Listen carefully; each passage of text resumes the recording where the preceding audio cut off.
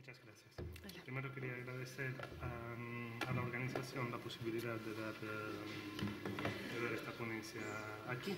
Solo estoy yo porque al final el profesor Pedro Mantas no ha podido venir.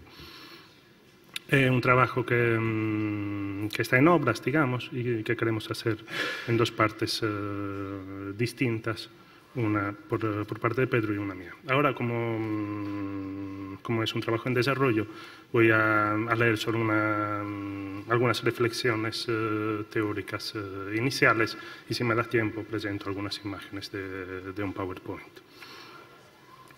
En el ámbito de estudio de las humanidades, centrados en el análisis de los grandes procesos culturales e intelectuales que conformaron nuestra civilización, la idea de transmisión del saber se ha convertido en un tema de análisis particularmente bien estudiado desde el último tercio del siglo XX. Gradualmente hemos ido percibiendo la importancia y el papel fundamental de la transmisión del saber en ámbitos tan diversos como el lingüístico, religioso, artístico, político, filosófico o económico, y como la transmisión del saber puede ser entendida como un proceso de intercambio. No se trata tanto de un estudio sobre transferencias de saberes, cuanto de una estructura conceptual que nos ayuda a interpretar el proceso o el movimiento que conforma la generación y las constantes modificaciones de una cultura o cuerpo textual.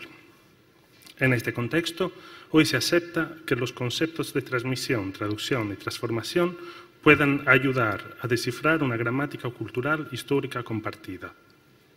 En la actualidad, existe un razonable consenso en torno a lo siguiente. Para una evaluación integral del dinamismo cultural e intelectual del mundo medieval resulta clave un análisis tanto de la transmisión intercultural como de la recepción creativa de dicha transmisión. Para que dicha evaluación sea viable es necesario un intento coordinado que estructure los problemas de un modo más analítico y un desarrollo de estrategias y metodologías apropiadas. En parte, la civilización medieval se construyó sobre herencias transmitidas desde la antigüedad, pero a través de múltiples procesos de irradiación o retransmisión. Estas herencias se vieron transformadas en los modismos literarios y eruditos de la cultura receptora, pudiendo llegar a transformarse en nuevas producciones culturales.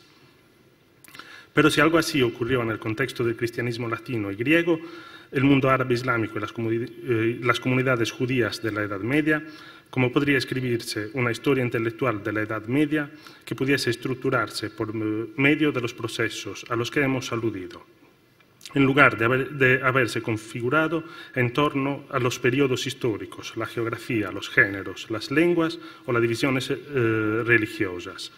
¿Qué metodologías, qué estructuras conceptuales requiere una historia concebida de este modo? Siguiendo con el ejemplo de la Edad Media, podemos afirmar que la cultura textual de algunos de los periodos integrados en la obsoleta clasificación del medioevo se comprenden mejor cuando se analizan como un proceso dinámico de transmisión, traducción y transformación de un legado. Este legado es el resultado de lo cosechado por una civilización profundamente entrelazada e interdependiente que se desarrolló en la cuenca del Mediterráneo y Próximo Oriente, en el largo periodo que va desde aproximadamente 2 milenios antes de Cristo hasta los primeros 5 o 6 siglos de nuestra era. La obra de transmisión y traducción fue activa e interactiva. No estudiamos, pues, una serie de culturas particulares que habrían actuado como simples vehículos de transmisión de formas clásicas hacia el occidente europeo, ni, en consecuencia, consideramos otras culturas medievales como receptores pasivos de dicha transmisión. Dicho proceso implicaba un comercio o intercambio multilateral de textos, comentarios, así como nuevas creaciones e ideas. En este sentido, la transmisión fue transformación, un acto creativo de recepción. Esto es algo determinante, pues si hablamos de transmisión a través del tiempo, el viejo paradigma de la supervivencia, el resurgimiento o el renacimiento de la tradición clásica va cediendo lugar a los análisis que enfatizan la intervención de las comunidades textuales en la creación y recreación de dicha tradición. En este sentido, el punto de vista instrumental que confinaba el papel histórico del Islam a la preservación del saber de la antigüedad y su transmisión al occidente latino está siendo abandonado.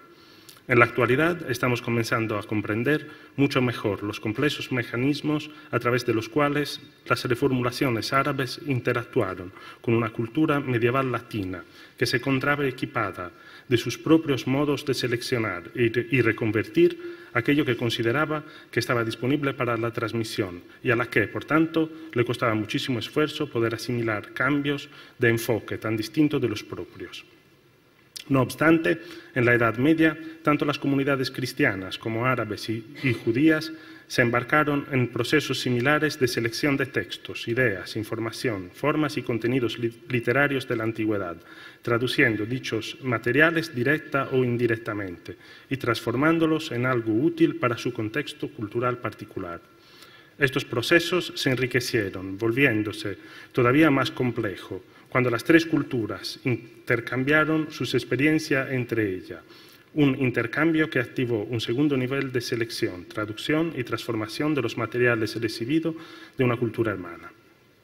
Dicho enriquecimiento aumentó por el hecho de que en ninguna de las civilizaciones medievales el legado de la antigüedad permaneció homogéneo.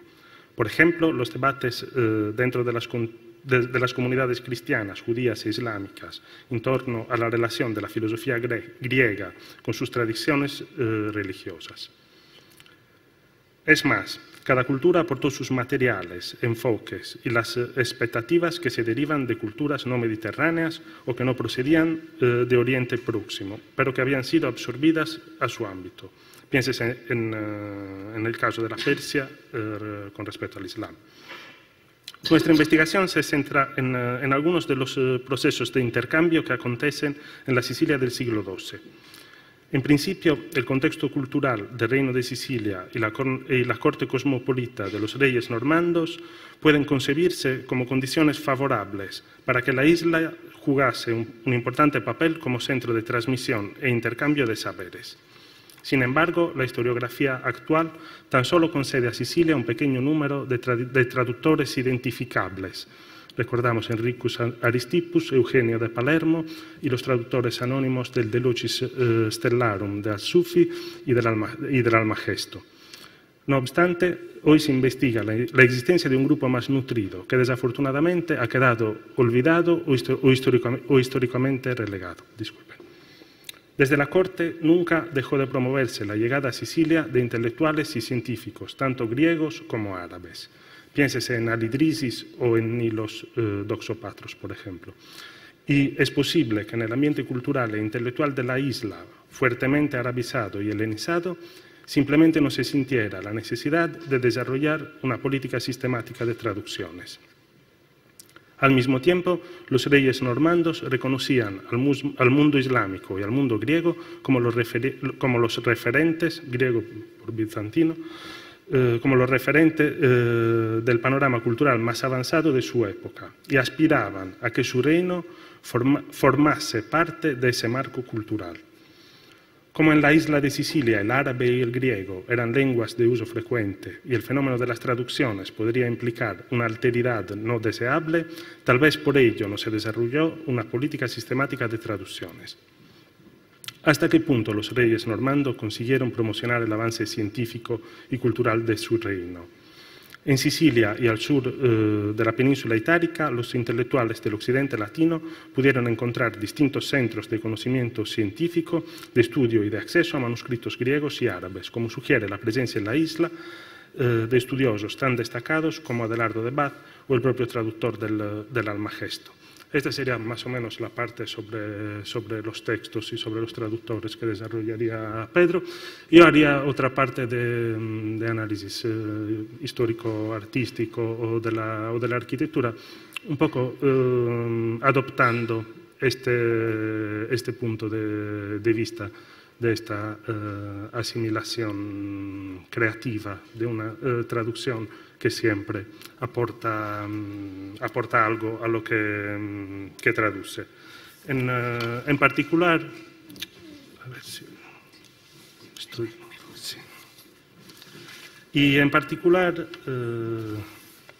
Bueno, yo analizaría la Cuba de Palermo, que es un edificio enigmático que se construye en el 1180 y que es un poco el culmine de la transformación de la Cuenca de Oro, que es la llanura que rodea Palermo, en el gran palco de representación del poder normando.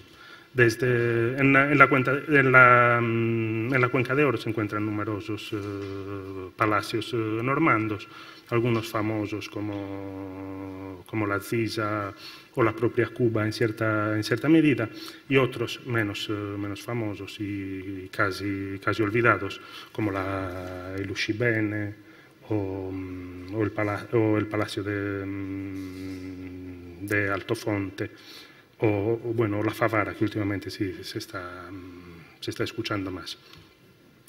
La Cuba se construyó en el eje visual entre el Palacio Real y Monreale, posiblemente estando relacionada su construcción con el propio proyecto de Monreale. Allí se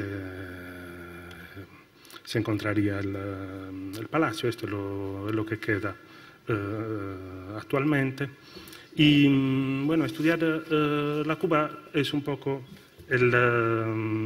yo considero que puede ser un poco el broche que Guillermo II pone a las obras de su abuelo y de su padre, de Rogelio II y de Guillermo I. Y bueno, mi intención es estudiar un poco, revisitar un poco el Parque Normando, a la luz también de muchas ideas que se han ido expresando aquí. Es decir, en qué medida este parque podía ser también la sede o el lugar en que se paraban los sabios árabes o hebreos o griegos que los reyes normandos están allí deseando captar. Pienso en el cuento de Ibn Jubayr, que era él mismo un personaje importante y culto y que posiblemente viajaba con otros sabios y médicos de su misma categoría, y que llegado a Palermo prácticamente les obligan a dar la vuelta turística de todos los palacios de Palermo, y nos deja unas descripciones en las que él estaba prácticamente continuamente confundido y se marea y dice que Dios nos proteja de la fitna, de la tentación de caer al servicio de este rey cristiano, porque él dice que Guillermo II ofrecía una paga a médicos y astrónomos que se quedaran allí. Y bueno, esta sería un poco la idea, sería revisitar un poco viejos materiales, incluidas las inscripciones de los palacios normandos que hablan de la posición de las estrellas o de cosas y la documentación, las fuentes históricas y bueno, y la propia arquitectura, revisitarlo un poco en las perspectivas que hemos dicho. Aquí vemos cómo tenía que ser el Palacio de la Cuba, en un inmenso estanque del que se repartía el agua para regar los jardines alrededor. Eso como está en la actualidad, en un estado bastante miserable de conservación. Una planimetría del edificio, un edificio inmenso y altísimo, más de 20 metros de altura, y que se desarrolla solo en una planta, por lo que parece ahora. Y bueno, algunos detalles de las inscripciones, esta decoración interesantísima de yeserías que parecen casi de tradición casi almorávide. Una vista ideal de cómo tenía que ser el palacio, y una imagen que da un poco el juego que a menudo hacen los reyes normandos, estableciendo un poco una homología entre el reino celeste y su propio reino. Y entonces vemos aquí Dios en el acto de la creación, que desde una cúpula, desde el cielo, emana el agua, una visión del Génesis que hace pendant también con el versículo del Corán que nos leyó el profesor Juan Carlos Ruiz Sousa. Y bueno, y esto es un poco el tema. Yo no dejo quizá un poco de espacio si luego hay preguntas para el debate.